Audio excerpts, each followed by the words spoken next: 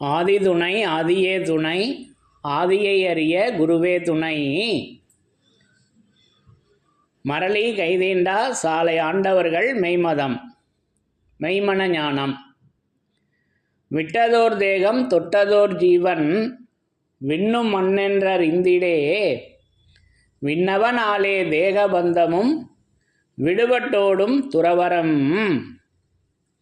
எல்லோருக்கும் நமஸ்காரம்.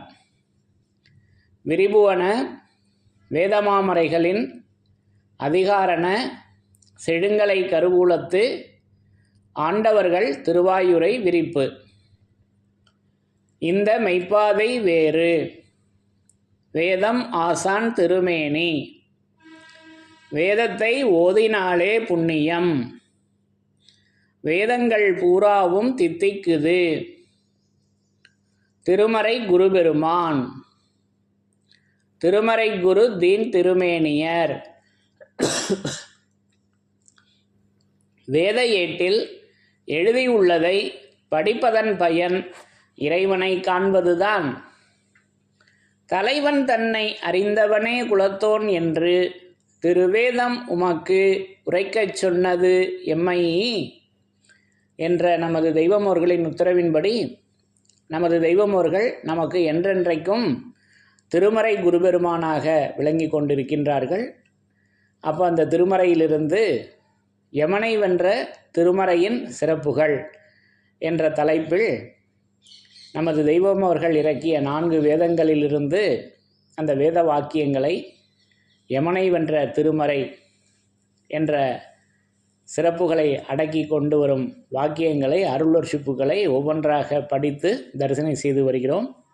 அதன்படி இன்றைக்கு இந்த பதிவிற்காக நான் எடுத்துக்கொண்ட வாசகம் நம்முடைய ஆதிமை உதயபூரண வேதாந்த நூலிலிருந்து ஒரு பகுதியினை எடுத்துக்கொண்டேன். ஆதிமை உதயபூரண வேதாந்தம் அந்த நூலிலிருந்து யமவாதையை தடுக்கும் என் திறம் தலைப்பே கொடுத்துட்டாங்க. யமவாதையை தடுப்பது என்னன்னாக்கா என் திறம், எந்திரம். அந்த திறமாக அவங்க விளங்கி கொண்டிருக்காங்க. அது எந்திரம், மிஷினாக இருக்குது அல்லவா, இயந்திரம், எந்திரம். அப்போது அதை பற்றி நம்ம இன்றைக்கி தெய்வத்தினுடைய அருளொர்ஷிப்பை பகிர்ந்துக்கலாம். முதல்ல வாசகத்தை படித்து தரிசனம் செய்யலாம். படிங்க. ஆதியே துணை. இறைவனின் திருவுருவாகிய வேத வாசகம். ஆதிமை உதயபூரண வேதாந்தம், யமவாதையை தடுக்கும் எந்திரம். பக்கம் 431. நித்தியத்தின் பிறவி நீ எடுக்காதே இருந்து கெடுத்து விடாதே என்று கூறும் குரல் இதுவே. கற்பாந்த கோடி கருவுல வாழ்வீதென்று சர்ப்பாத்திரனாக தானேறி வாழ்வதற்கு எண்ணத்தடங்காத எப்பெரும் பாவங்களுடன் வெறுப்பு யமபடர் உன்னை விட்டொழிந்து போகுமையா. எண்ணத்தடங்காத எப்பெரும் பாவங்களுடன் வெறுப்பு யமபடர் உன்னை விட்டொழிந்து போகுமையா. சாதிமானென்று சொல்லி தரணிதனிலே பிறந்து சாதி கெட்ட பாவி யமன் தன் கையில் சிக்கிவிட்டால் கசப்பு ஜலம் தீட்டுடனே கனத்து பெருநாற்றமுடன் விரைத்து விறுவிறுத்து வேறுபட்டு போகும் முகம். இந்த அடையாளம் கண்டால் எக்கோடி காலமுமே என்று நமது குலதெய்வம் பிரம்மோதய மெய்வழிச்சாலை ஆண்டவர்கள் திருவாய் மலர்ந்து அருளி உள்ளார்கள். சாதிகளின் கர்த்தாவே. அப்போ அந்த யமவாதையை தடுக்கும் என் திறம் அல்லவா தலைப்பு. அப்போது நமக்கு வருகின்ற அந்த யமனுடைய வாதையை தடுப்பது நமது தெய்வமோர்களின் திறமாக விளங்கி கொண்டிருக்குங்க. அது தெய்வமோர்களின் திறம், பவர், திறன் அப்படின்னு படிச்சிருக்கோம் அல்லவா அறிவியலில், பள்ளிக்கூடத்தில். அந்த சக்தி, பவர், அது எந்திரம்.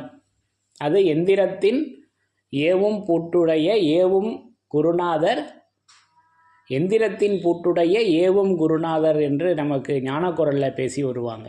எந்திரம், இப்போ இயந்திரம், அது எந்திரம், எப்படினாலும் அதை நம்ம எடுத்துக்கலாம். அப்போ அது 24 மணி நேரமும் மனிதனை விட அயராது ஓயாது உழைக்குது. அது நமக்கு ஒரு உடலில் ஒரு அலுப்பு தட்டிடுது. இப்போ நம்ம வேலை செய்கிறோம் 8 மணி நேரம், அதுக்கு மேலே நம்மளால் வேலை செய்ய முடியுமா? முடியாது. நம்முடைய நினைவுக்கே பார்த்திங்கன்னா என்ன சைக்காலஜியில் என்ன சொல்கிறாங்கன்னா, ஒரு விஷயத்தை பற்றி நம்ம பேசிகிட்டு இருக்கப்ப கேட்குறப்ப 40 நிமிடம்தான் நம்முடைய நினைவுக்கு கவனம் இருக்குதாம். அதுக்கப்புறம் ஒரு ரெஸ்ட்டு தேவைப்படுது. இப்போ மணிக்கணக்கில் பேசுகிறவங்களாம் இருக்காங்கல்லவா வெளி உலகத்திலே. அப்போ அந்த 40 நிமிடம், அப்போ அதுதான் என்னமோ தெரியல, அது தெரிஞ்சோ தெரியாமலோ பள்ளிக்கூடத்தில் அந்த ஒவ்வொரு பீரியடும் 40-45 நிமிஷம் வச்சுருக்காங்க. ஒரு சில உயர்கல்வி நிலையங்களில் 1 மணி நேரமாக வச்சுருக்காங்க. அது ஒத்து தான் வருது. ஏன்னா ரொம்ப நேரம் ஒரே இதை படிச்சுக்கிட்டு இருந்தோன்னா நினைவு கான்சன்ட்ரேஷன் குறையுதுன்னு சொல்கிறாங்க, கவனம் குறையுதுன்றாங்க. அப்போது அது இந்த உடலினுடைய லட்சணம் அதுதான். அதுக்கு நம்ம குறை சொல்லலை, யாரையும் குறை சொல்ல, நம்ம தேக லட்சணமே அதுதான். அப்போது இதே எந்திரம் இருக்குதுன்னு வச்சிங்களேன், அது பாட்டுக்கும் ஓடிட்டு இருக்கு. பவர் இருந்தால் போதும், அந்த கரண்ட் இருந்தால் போதும், அது பாட்டுக்கும் ஓடிக்கிட்டே இருக்கல்லவா. அதை போல் இங்கே நமது தெய்வம் அவர்கள் எப்பவும் அவங்க அன்றைக்கு தூல திருமேனியில் விளங்கி கொண்டு அந்த செயலை செய்தார்கள். இன்றைக்கு நம் குல தெய்வ சைவ திருமேனி சுருதி பெருமானாக இருந்து கொண்டு அந்த சுருதியாக விளங்கி கொண்டு அந்த வேலையை இடைவிடாமல் சலியாது ஓயாது ஒழியாது உறங்காது அவங்க எப்பவும் செய்து கொண்டு இருக்காங்க. இது அந்த வித்தியாசங்களை நம்ம தெரிஞ்சுக்கணும் அல்லவா. இப்போ எப்படி நம்ம உலக வாழ்க்கையில் எப்படி மெஷின் செய்யுதோ அதை போல் இங்கே அந்த இயந்திரமாக நமது தெய்வம் அவர்கள் விளங்கி கொண்டு நமக்கு வருகின்ற அந்த யமவாதையை தடுக்கின்றார்கள் என்பதை இங்கே நமக்கு தலைப்புலையே எடுத்து வைக்கிறாங்க. அப்போ அது திறன். அப்போ அந்த திறன் என்ன இருக்குன்னு எப்படி இருக்குதுன்னு நம்ம அமுதகலை ஞான போதத்திலேயே தரிசனம் செய்திருக்கிறோம் அல்லவா. திறன்மறைக்கு 2 அர்த்தம் செப்புவர் லாகீர் பாத்தின் என்று படிச்சிருக்கோங்களவா வேதத்தின் சிறப்புகளில். அப்போது திறன்மறைக்கு 2 அர்த்தம் செப்புவர் லாகீர் பாத், அகம்புறம், புறம் அகம். லாகீர் பாத் என்பது அகம்புறம் என்று நமக்கு அதனுடைய தமிழ் பொருள் வருது. லாகீர் பாத் உள்ளே வெளியே அப்படின்ற பொருளில் வரும் அல்லவா.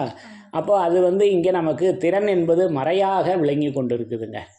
அப்போ யமவாதையை தடுப்பது அது என் திறமாக இருக்கிறது. அப்போது அந்த திருமறையாக நின்று நமக்கு தெய்வம் அவர்கள் அந்த நமக்கு வருகின்ற அந்த யமவாதையை தடுத்து கொண்டு இப்படி நம்மளை விண்ணுலகத்தில் ஆண்டு கொண்டிருக்கின்றார்கள் என்பதை தலைப்பிலேயே நமக்கு எடுத்து சொல்லி அந்த பாடல் வரிகள்லையும் மீண்டும் அதை வெளிப்படுத்துகிறாங்க. அப்போ படிங்க. நித்தியத்தின் பிறவி நீ எடுக்காதே இருந்து. அப்போ நித்தியத்தின் பிறவி நம்ம எடுக்கணும், அதை எடுக்காமலே நம்ம இருக்கோம். அதை தான் இங்கே வலியுறுத்தி தெய்வம் சொல்லி வர்றாங்க. அந்த பிறவி நித்தியத்தின் பிறவியே எடுக்கணும். நம்ம எதில் ஆசை இருக்குது எனக்கு அப்படின்னா அனித்தியத்தில் தான் என் மேலே ஆசை இருக்குது, நித்தியத்தின் மேலே ஆசை இல்லை. நித்தியத்தின் பிறவி நீ எடுக்காதே இருந்து கெடுத்து விடாதே என்று கூறும் குரல் இதுவே. அப்படி கெட்டு போயிடாத, கெடுத்து விடாதே என்று கூவுவது எது அப்படின்னா தெய்வம் அவர்களுடைய அந்த திருவாயிலிருந்து வெளியாகுகின்ற அந்த குரல். அன்றைக்கு தூல திருமேனியிலிருந்து அந்த ஆலவாயிலிருந்து அந்த குரல் வெளியானது. இன்றைக்கு யமபடர் அடிபடு கோடாயுத கூறாக திருவருட்குரலாக திருமெஞ்ஞான குரலாக நின்று அவங்க இப்போவும் கூவிக்கொண்டு தான் இருக்காங்க. வேதமாக இருந்து கூவிக்கொண்டு தான் இருக்காங்க அல்லவா. அந்த குரல் தான் கூவுது, அந்த ஓசை. கற்பாந்த கோடி கருவுல வாழ்வீதென்று சர்பாத்திரனாக தானேறி வாழ்வதற்கு எண்ணத்தடங்காத எப்பெரும் பாவங்களுடன் வெறுப்பு யமபடர் உன்னை விட்டொழிந்து போகும் ஐயா. அப்போ இங்கே தான் அந்த யமபடரை இங்கே மீண்டும் எடுத்து கொடுக்குறாங்க. எண்ணத்தடங்காத எப்பெரும் பாவங்களுடன் வெறுப்பு யமபடர் உன்னை விட்டொழிந்து போகும் ஐயா அப்படின்னு கொடுக்குறாங்க. அப்போது இதில் அந்த சூட்சுமத்தை கலந்து கொடுத்துருக்காங்க. இங்கே பக்குவமாக நம்ம இதில் நல்லா கவனமாக இந்த வாசகங்களை கவனிக்கணும். அப்போ நமக்கு அது விளங்கும். அப்போ வெறுப்பு யமபடர். அப்போ யமபடர் நமக்கு வருகின்ற யமன் படர்ந்து நிற்கிது, அது வெறுப்பாக இருக்குது. வெறுப்பு அப்படின்னு பேசி வராங்க. வெறுப்பு யமபடர் உன்னை. அப்போ வெறுப்புன்னா என்ன பொருள் தெரியணும் அல்லவா? அது இப்போ நம்ம புழக்கத்திலே இல்லை அந்த வாசகம். அப்போ அதை அதனுடைய பொருள் போய் பார்க்குறப்ப வெறுப்பு என்றால் மலை என்ற பொருள் இருக்குங்க. அதனுடைய பொருள் என்ன? மலை. மலை. அப்போ மலை போல இருக்குதான் நமக்கு யமபடர். இப்போ விளங்குதா? அப்போது நமக்கு வருகின்ற அந்த யமபடர் மலை மாதிரி இருக்குதான். அப்போ வெறுப்பு யமபடர் உன்னை எண்ணத்து அடங்காத எப்பெரும் பாவங்கள். அப்போ பெரிய பாவத்துக்கு யமபடர் எப்படி பெருசாக தானே இருக்கும்? எப்பெரும் பாவம்னு தானே சொல்லியிருக்காங்க, சிறிய பாவம்னு சொல்லலையே. பெரிய பாவம் அப்படின்றப்ப பெரிய யமபடராக தானே இருக்கும். அதை தான் அங்கே மலைன்னு குறிப்பிடுறாங்க. அதுக்கு அந்த வெறுப்பு யமபடர்னு அழகாக மின்னி காமிக்கிறாங்க. அப்போ எண்ணத்து அடங்காத எப்பெரும் பாவங்களுடன் வெறுப்பு யமபடர் உன்னை விட்டொழிந்து போகும் ஐயா அப்படின்னு நமக்கு எடுத்து சொல்லி வர்றாங்க. அப்போ இதை முதல்ல நான் கவனிக்கிறப்ப அதில் உள்ள சூட்சுமம் எனக்கு விளங்கலை. அது என்ன விட்டொழிந்து போகும் ஐயா அப்படின்னு உலக மக்களை பார்த்து தானே பேசுகிறாங்க. நம்மளை போய் ஐயான்னு தெய்வம் ஏன் கூப்பிடணும்? இப்போ நம்மளை போய் நோக்கி தானே சொல்கிறாங்க, உலக மக்களை நோக்கி தானே சொல்கிறாங்க. அப்போ ஐயா அப்படின்னு நம்மளை பார்த்து, இப்போ வயசானவங்களை சொல்லுவோம் ஐயா அப்படின்னு கூப்பிடுவோம். நம்ம தெய்வம் அவர்கள் தூள திருமேனியில் இருந்த காலத்தில் நம்ம எல்லாருமே அவங்கள விட வயதளவு சின்னவங்க தான். ஒரே ஒருத்தர் தான் தெய்வம் அவர்களை விட தூளத்த அளவில் வயதில் பெரியவர். அவருக்கு கூட தெய்வம் அவங்க எப்படி சொல்லியிருக்காங்கன்னா தாத்தா தம்பி அப்படின்னு அழைக்கணும்னு உத்தரவு இருக்குது. இதெல்லாம் நம்ம கேள்விப்பட்டிருப்போம்.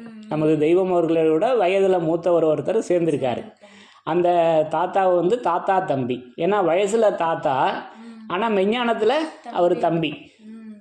அது இன்னொரு பெயரை அவருக்கு சூட்டி வச்சுருக்காங்க. இதெல்லாம் நம்ம கேள்விப்பட்டிருப்போம். அப்போ விட்டொழிந்து போகும் ஐயா என்று போகும் ஐயா அப்படின்னா நம்மளை பார்த்து ஏன் ஐயான்னு சொல்லணும்? அந்த ஒரு எண்ணம் வருது அல்லவா? அங்கே ஒரு கேள்வி இருக்கு அல்லவா? அது நம்மளை சொல்லலைங்க, அது ஐயா என்பது தெய்வமர்களைத்தான் சொல்லுகிறார்கள். அது நின்று கவனிக்கிறப்ப அது உடச்சி ஓதிய முத்தர் நூலில் மறைத்ததை உடைத்திடுவே நீங்கள் என்று அந்த முத்தை உடைச்சி கொடுக்குறாங்க. அப்போ அதை எப்படி படிக்கணும்னா எண்ணத்து அடங்காத எப்பெரும் பாவங்களுடன் வெறுப்பு யமபடர் உன்னை விட்டொழிந்து போகும். எதன் மூலமாக என்றால் ஐயா மூலமாக. அந்த வெறுப்பு யமபடரு உன்னை விட்டொழிந்து போகும், உன்னை விட்டு போகும், நம்மளை விட்டு போகும் ஐயா மூலமாக, ஐயாவின் உதவி மூலமாக. அப்போ ஐயான்னா யார்? தெய்வமாக தானே இருக்கணும். அப்போ அதை எப்படி நிரூபணை செய்கிறது? உலக வாழ்வையில் நம்மளோட மூத்தவர்களை ஐயான்னு மரியாதையாக சொல்லுவோம். இன்னும் கொஞ்சம் என்ன யோ அப்படின்னு கூப்பிடுவோம், யோ பெருசு அப்படின்னுவோம். உலக வாழ்க்கையில் நம்ம சொந்தத்திலே கொஞ்சம் பணங்காசு செல்வ செழிப்பு குறைந்தவராக இருந்தால் என்னோட நடவடிக்கை எப்படி இருக்கும்? இதே பணங்காசு இருக்கிறவருன்னா ஐயா சொல்லுங்க ஐயா, ஐயா ஐயா ஐயான்னு 1000 தடவை ஐயா போடுவேன் நான். பணங்காசு இல்லாதானே யோ வாயா போயா அப்படின்னு தானே மரியாதை இல்லாமல் தானே பேசுவேன், அந்த லோக்கல் ஸ்லாங்கில். அப்போ அதுவா இங்கே இல்லையே. அப்போ ஐயா என்ன பொருள் அப்படின்னா அதுக்கு நம்மளை சிவபுராணம் அடைக்குதுங்க. மாணிக்க வாசகர் உடைகிறாரு எது ஐயான்னு. ஐயா என்பது என்ன என்பதை சிவபுராணம் உடைத்து தருகிறது அந்த முத்தை. அப்போ எது செய்யும் போதும் எம்மையே பார், எம்மையே நினை, ஆகம புராணங்களை வேதம் ஓதும் நாமெல்லாம் அன்னவருக்கே தகுவதால் என்று அந்த ஐயாவை நான் சிவபுராணத்தில் தரிசனை செய்வேன். அப்போ அதில் நமச்சிவாய வாழ்க நாதன்தாள் வாழ்க என்று நமக்கு அந்த பாடல் வரிகள் கொடுக்குறாங்கல்லவா மாணிக்க வாசகர் பெருமான். அந்த மாணிக்கமாக இருக்குது அந்த வாசகம். அந்த மாணிக்க வாசகம் என்ன சொல்லுது? மாணிக்கமாகி அந்த வாசகம் விடைப்பாக விமலா விடைப்பாக வேதங்கள் ஐயா. அங்கே இருக்குதுங்க ஐயா, தெரியுதா? இப்போ விமலா விடைப்பாக அந்த சிவனுக்குரிய நாமம் விமலா விடைப்பாக வேதங்கள் ஐயா. இப்போ இங்கே பொருத்தி பார்ப்போமா அந்த ஐயாவை? வேதங்கள் தான் ஐயா. அப்போ எண்ணத்தடங்காத எப்பெரும் பாவங்களுடன் வெறுப்பு எமபடர் உன்னை விட்டொழிந்து போகும் வேதங்களாகிய ஐயாவின் மூலமாக.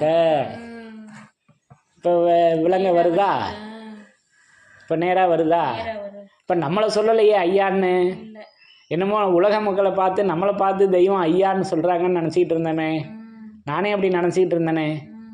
விட்டொழிந்து போகும் ஐயா அப்படின்னு நம்மளை நோக்கி தான் சொல்கிறாங்களோ, மனிதனை பார்த்து உலக மக்களை பார்த்துன்னு நினச்சிக்கிட்டு இருந்தேனே. அது என்னுடைய சிற்றறிவு. சிற்றறிவு இல்லை, அதில் அறிவே இல்லை. அது பேய் மனம்தான் அப்படி நினச்சது. ஆனால் இப்போ அந்த அறிவில் நின்று பார்க்குறப்ப அது ஐயா என்பது விமலா விடைப்பாகா, அந்த விடைப்பாகா வேதங்கள் ஐயா என்று ஒரு வரி வருதுங்க சிவபுராணத்தில். இப்போ இது சிவபுராணத்தில் தான் நம்ம படிச்சிருக்கோம் அல்லவா? இப்போ வேதங்கள் தான் ஐயா. இப்படி நான் அந்த ஐயாவை தரிசனம் செய்கிறேன். அப்போ அந்த ஐயாவினுடைய உதவி கொண்டு, அந்த வேதத்தினுடைய உதவி கொண்டு நமக்கு வருகின்ற அந்த வெறுப்பு யமபடரை மலை போல நிற்கின்ற, ஏன்னா நான் தான் பெரும்பாவம் பண்ணியிருக்கேனே. என்ன பெரும்பாவம்னா, இந்த மாமிச தேகத்தில் தான் இறைவன் குடியேறி இருக்கிறான் என்று நான் நினச்சிக்கிட்டு இருக்கேன் அல்லவா? அதுதான் பெரும் பாவம். இருக்கிறதுலையே பெரிய பாவம். இப்போ நம்ம உலக காரியத்தில் ஏமாத்துறது அதெல்லாம் கூட அதுக்கு நமக்கு இங்கேயே தண்டனை கிடச்சிருது. இங்கேயே நம்ம யாரை ஏமாத்துறோமோ அவங்களுக்கு நேரம் வர்றப்ப அவங்க நம்மளை பழி வாங்கிடுறாங்க அல்லவா? இது மெஞ்ஞானத்தில் வருகின்ற பாவம், அது பெரும் பாவம். அப்போ அந்த பாவ விமோசனத்தை செய்வது எது? திருமந்திரம் அல்லவா? அது நன்னம்பிக்கை வைப்பு என்னும் பாவ விமோசன திருமந்திரம். அப்போ அந்த பாவத்திற்கு விமோசனம், நம்ம செய்கின்ற அந்த மெஞ்ஞான பாவங்களுக்கு விமோசனம் தருவது எது? திருமந்திரமாக நின்று நமது தெய்வம் அவர்கள் அந்த விமோச்சனத்தை தருகின்றார்கள். இப்படி நான் அந்த ஐயாவை திருவேதமாக உணர்கிறேன். அப்போ எண்ணத்தடங்காத எப்பெரும் பாவங்களுடன் வெறுப்பு யமபடர் உன்னை விட்டொழிந்து போகும் ஐயா, அது வேதங்கள் ஐயா. வெறுப்பு யமபடர் உன்னை விட்டொழிந்து போகும் வேதங்கள் ஐயா. அப்போ விட்டொழிந்து போகச் செய்வது நமக்கு வருகின்ற அந்த மலை போல வருகின்ற அந்த யமபடரின் பேராபத்து. அந்த யமபடர் விட்டொழிந்து போகுது எதன் மூலமாக என்றால் வேதங்களாகிய ஐயாவின் மூலமாக. வேதங்களாகிய ஐயாவின் மூலமாக. அப்போ இதை எடுத்துரைத்த அந்த சிவபுராணத்தை நான் வணங்குகிறேன். இப்போ இந்த சாட்சி இல்லைன்னாக்கா நான் எப்படி இதை பேச முடியும்? இப்போ திருமறை குருபெருமானாக நமது தெய்வம் அவர்கள் விளங்கி கொண்டிருக்கின்றார்கள் என்பதை நிரூபணை செய்வதற்கு சிவபுராணம் உதவுகிறதே அல்லவா? இப்படி நான் அந்த ஐயாவை திருவேதமாக தரிசனம் செய்கிறேன்.